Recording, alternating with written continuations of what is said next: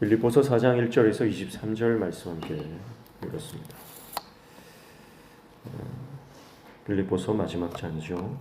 사도 바울의 권면과 또 감사의 내용들, 그리고 마지막 정리를 하고 있습니다. 1절부터 3절까지 보시면 멍에를 같이 한 동역자들을 위해서 당부를 하고 있습니다.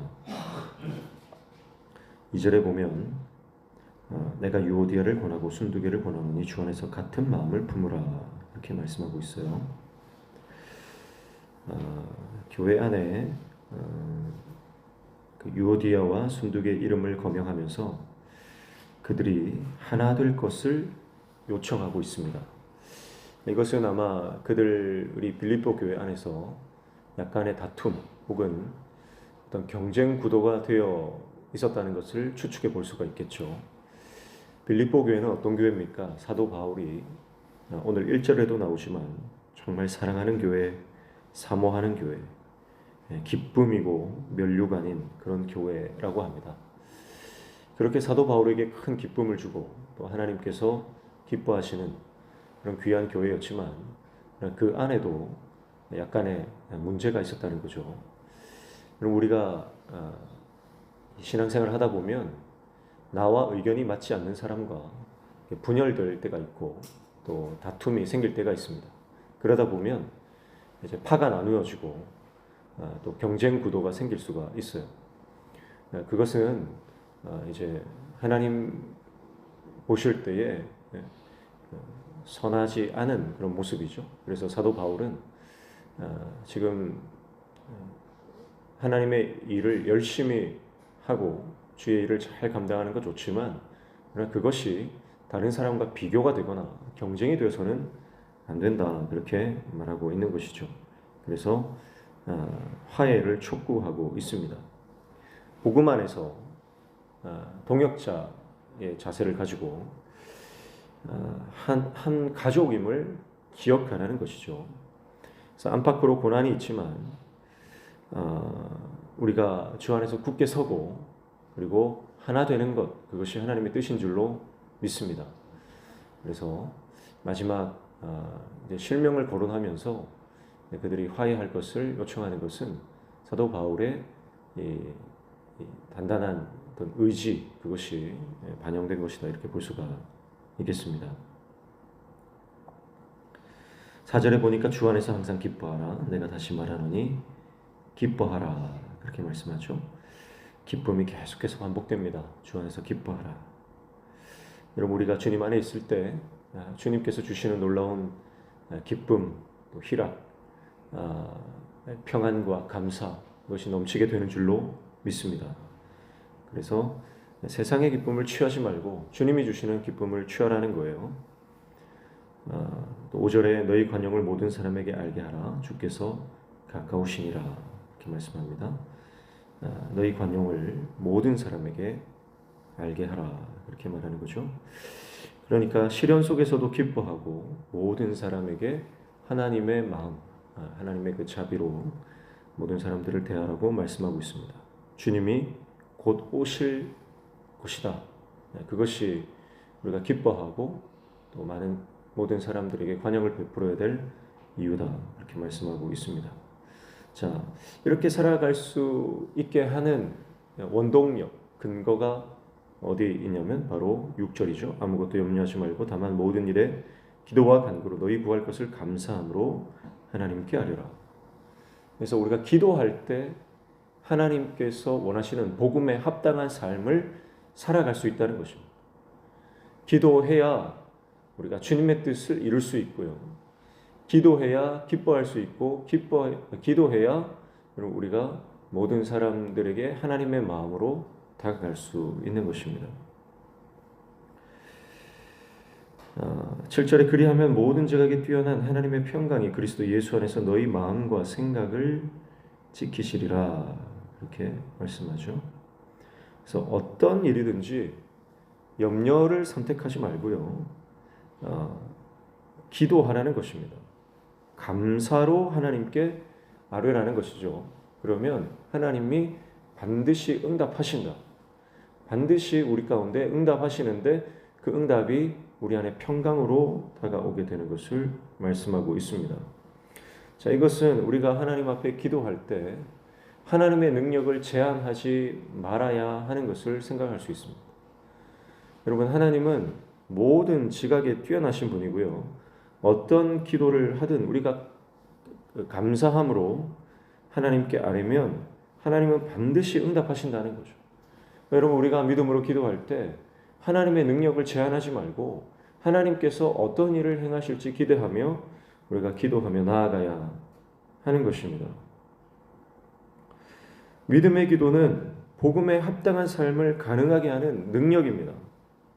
그래서 하나님께서 우리 안에 있는 모든 염려, 걱정, 근심, 불안, 이것을 우리가 기도할 때 평강으로 지켜주시되 사람들의 지각으로는 도저히 이해할 수 없는 방식으로 역사하셔서 하나님께서 살아계심을, 하나님께서 이 모든 세상의 주권자이심을 드러내실 것이다, 증명하실 것이다, 사도 바울이 그렇게 말하고 있는 것이죠.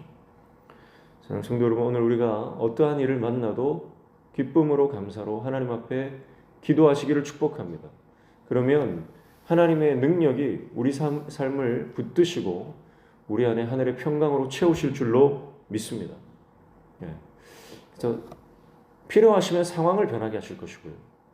또 필요하시면 우리의 마음을 변하게 하실 것이고요. 어떤 방법을 사용하시든지 하나님은 우리에게 역전의 은혜, 기도 응답의 역사를 허락해 주시는 것을 믿음으로 끝까지 기도하시기를 축복합니다. 그래서 기도하면 기뻐할 수 있어요. 그리고 10절부터 20절까지는 이 감사의 내용들로 채우고 있는데요. 10절부터 13절은 자족의 비결을 배웠다. 14절부터 16절은 빌립보 교회가 복음에 참여한 것에 대해서 감사하고 있고, 또 17절부터 20절까지는 빌립보 교회가 사도 바울을 섬겼던 그 향기로운 제물에 대해서 감사하고 있는 것을 볼 수가 있습니다. 빌립보 교회는요, 바울이 선교 헌금을 받은 유일한 교회입니다. 그래서 빌립보 교회가 사도 바울을 재정적으로 후원을 했고요. 또 사도 바울은 그것을 기쁘게 받았습니다. 그것은 그만큼 빌립보 교회와 또 사도 바울의 관계가 아주 좋았음을 또 말해주는 것이기도 합니다. 우리가 아무나 한테나 이렇게 재정 지원을 받는 것이 쉽지 않지 않습니까? 주는 것도 쉽지 않지만 사실 받는 것도 부담스러운 거예요. 근데 사도 바울이 거리낌 없이 빌립보 교회 성도들의 재정 지원을 받았던 것은요, 그 바울과 이 빌립보 교회 성도들 안에 이 관계가 얼마나 친밀하고 오해가 없는 관계라고 하는 것을 알 수가 있는 것이죠. 그래서 11절 보시면 내가 궁핍함으로 말하는 것이 아니라 어떠한 형편이든지 나는 자족하기를 배웠노니, 12절 나는 비천에 처할 줄도 알고 풍부에 처할 줄도 알아. 모든 일 곧 배부름과 배고픔과 풍부와 궁핍에도 처할 줄을 아는 일체의 비결을 배웠노라. 13절 내게 능력 주시는 자 안에서 내가 모든 것을 할 수 있느니라. 그렇게 말씀합니다. 사도 바울은 하나님께서 자기에게 능력을 주시기 때문에 모든 것을 할 수 있다. 이것은 문맥상으로 보면 내가 가난해도 상관없고 부해도 상관없고 내가 어떤 상황에 처해 있든지 나는 복음을 전하고 하나님의 뜻을 사는 일에 나는 모든 인생을 걸었고 또 주님을 위해서 내가 살아갈 수 있는 능력이 하나님께로부터 나온다, 그 말씀을 하고 있는 것이죠. 그런데 14절에 보면 그러나 너희가 내 괴로움에 함께 참여하였으니 잘하였도다. 그래서 빌립보 교회는 사도 바울이 이 복음을 위해서 당하는 고난, 희생, 섬김, 여기에 참여한 교회다, 그렇게 말하고 있습니다. 그러면서 15절 빌립보 사람들아 너희도 알거니와 복음의 시초에 내가 마게도냐를 떠날 때에 주고받는 내 일에 참여한 교회가 너희 외에 아무도 없었느니라, 그렇게 말하죠.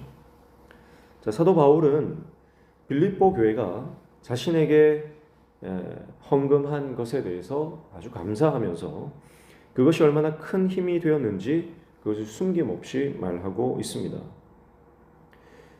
그리고 이것은 단순히 사도 바울을 향한 재정 지원이 아니라 바로 하나님께 향기로운 제물이 되었다, 그렇게 말하고 있죠.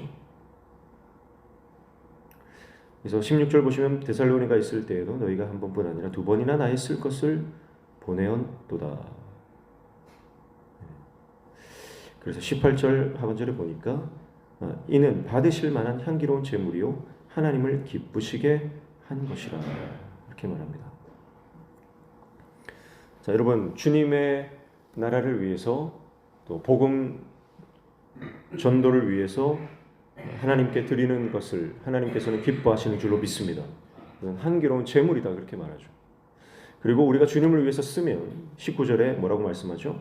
나의 하나님이 그리스도 예수 안에서 영광 가운데 그 풍성한 대로 너희 모든 쓸 것을 채우시리라, 그렇게 말씀합니다. 빌립보 교회가 복음 전하는 일에, 주님의 선교 사역에 아낌없이 투자했을 때에 하나님은 그들의 모든 쓸 것을 풍성하게 채우신다. 그래서 우리가 주님의 일을 감당하면 주님은 우리의 삶을 책임지시고 공급하시는 분이다, 그렇게 말씀하고 있는 것이죠. 사랑하는 성도 여러분, 저와 여러분이 하나님 나라를 위해서 아낌없이 우리의 삶을 헌신할 수 있는 하나님의 종들 되시기를 축복합니다.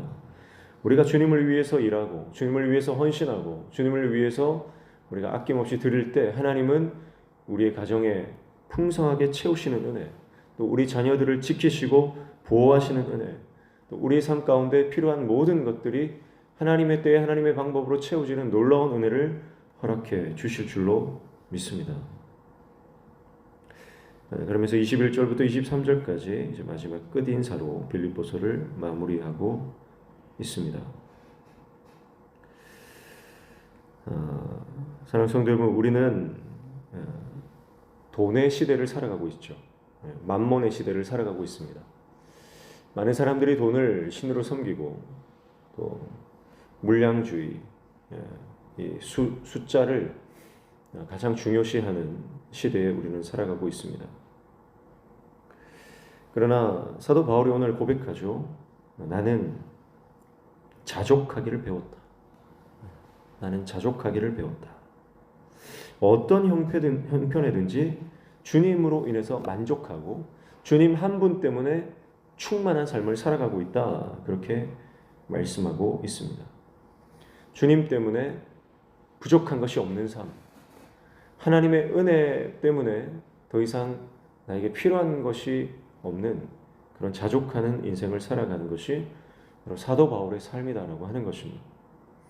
여러분, 우리가 살아가는 이 땅의 삶 가운데 만몬의 시대를 지나고 있는 우리의 삶의 형편 가운데 우리는 얼마나 주님의 은혜를 감사하며 만족하며 자족하는 인생을 살아가고 있는지, 그리고 얼마나 복음에 합당한 삶을 살아가고 있는지 우리가 빌립보서 4장의 말씀을 통해서 깊은 묵상 가운데로 들어가시기를 축복합니다. 그래서 사도 바울에게 이 빌립보 교회가 아주 힘이 되고 기쁨이 되고 생각만 해도 감사가 넘치게 하는 그런 귀한 교회의 사명을 감당했던 것처럼 오늘 저와 여러분의 삶이 우리 주님이 생각만 해도 우리 주님 어깨가 덩실덩실 춤을 추시는 그런 저와 여러분의 삶과 또 우리의 가정과 또 우리 교회가 되시기를 축복합니다. 성도들이 서로 생각할 때에 우리가 서로의 존재만으로도 너무나 감사하고 또 우리의 존재만으로 생각만 해도 기쁨이 넘치는 그런 영적으로 아름다운 관계가 되시기를 축복합니다. 그래서 하늘 시민으로 천국 백성으로 살아갈 때 하나님께서 주시는 그 놀라운 은혜와 복을 다 받아 누리시기를 축복합니다. 이것은 기도할 때 가능합니다. 기도할 때 하나님이 그것을 가능하게 하실 것입니다.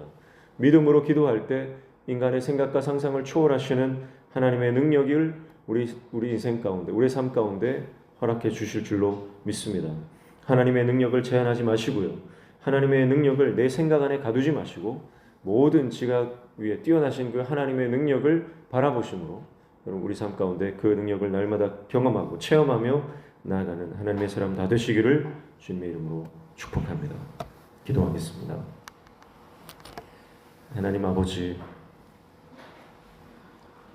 제2의 로마라고 불리는 제국의 도시에서 살아가는 빌립보 교인들을 향해서 이 땅의 백성으로 살지 말고 하늘 시민으로 살아가라고 말하면서 어떠한 시련이 있어도 능력을 베풀어 주시는 하나님을 바라보며 기도할 때 모든 염려와 불안과 근심이 떠나가고 하늘 평강이 임한다고 말씀하고 있습니다.